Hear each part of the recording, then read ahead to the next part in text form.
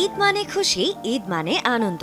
কিন্তু এই আনন্দের দিনে ভক্তদের মন খানিকটা খারাপই করে দিয়েছেন বিশ্বসেরা অলরাউন্ডার সাকিব আল হাসান। বর্তমানে নিউ ইয়র্কে অবস্থান করছেন এই তারকা ক্রিকেটার।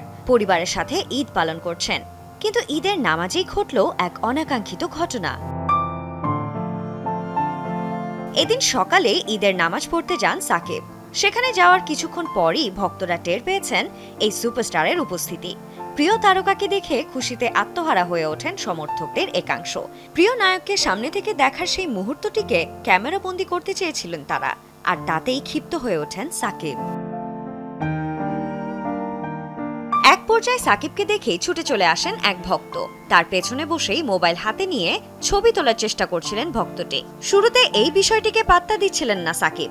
যখন তার চোখ পড়ল, সাথে সাথে ভক্তের হাত ধরে নিচে নামিয়ে দেন তিনি। এরপর সমর্থকটিকে বুঝিয়ে চলে যেতে বাধ্য করেন তিনি। জ্যামাইকা মুসলিম সেন্টারের শুরুর দিকের সারিতেই কালো মাস্ক পরে বসেছিলেন সাকিব। হয়তো চেষ্টা করছিলেন নিজেকে লুকিয়ে রাখার, কিন্তু সেখানকার জনপ্রতিনিধিরা ঘোষণা দেন ঈদের জামাতে অংশ নিয়েছেন বাংলাদেশের অলরাউন্ডার সাকিব। এরপর থেকেই হন্য হয়ে তাকে খুঁজতে থাকেন ক্রিকেট ফ্যানরা। জানা গেছে ঈদ পালন শেষে দ্রুতই দেশে ফিরবেন সাকিব। জিম্বাবুয়ে সিরিজের আগে ক্যাম্পে যোগ দেবেন এই তারকা অলরাউন্ডার। সাঞ্জনা ivy, Jamuna sports.